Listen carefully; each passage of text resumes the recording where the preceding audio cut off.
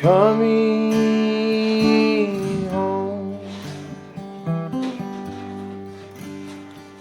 Not long ago, a preacher closed out a revival in a small southern town and boarded the train for his long journey home. He sat down beside a young man and tried to strike up a conversation by talking about the weather. But the young man, he just rode on. Then the preacher looked over at the young man, the tears were streaming down his face, and he said, "Young man, I'm a preacher and I'd like to help in some way if I could." The young man, said, "Yes, preacher, it seems I've just got to talk to somebody.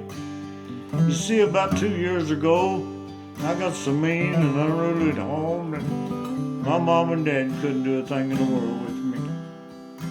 And that's when Dad took me by the hand and he said, 'Son, you're worrying your old mommy to death and I just don't seem to be doing a thing in the world with you.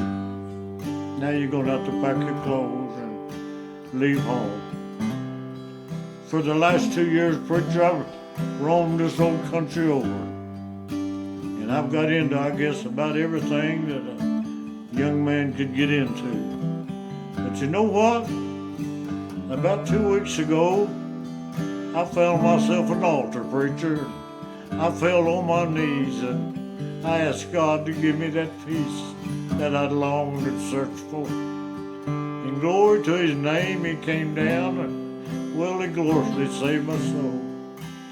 Then I got to thinking about my old mom and daddy and, oh, how I wanted to go home. So I wrote Daddy a letter and I told him I'd be on the train the day as it come through.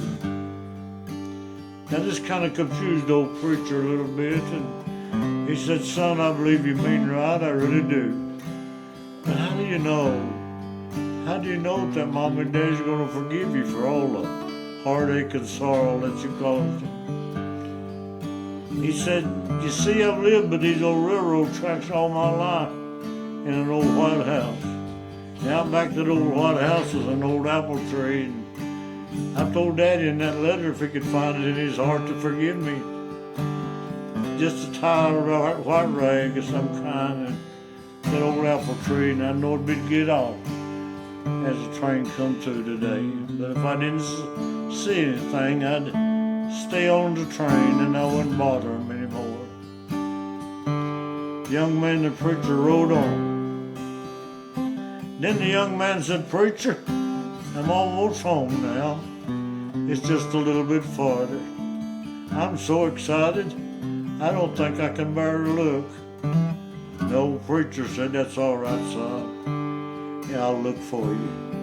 And as he leaned over and he wiped the dust from the train window, looking back at the young man with a big smile on his face, he said, "Son, you ain't got a thing in this world to worry about.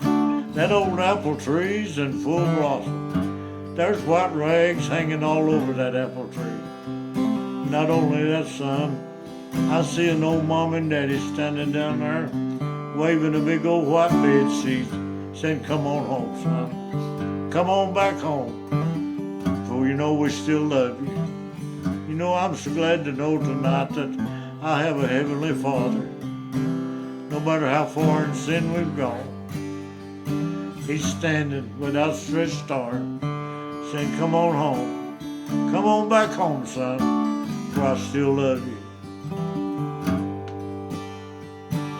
Coming home, coming home, nevermore to roam. Open wide thine arms of love. Oh,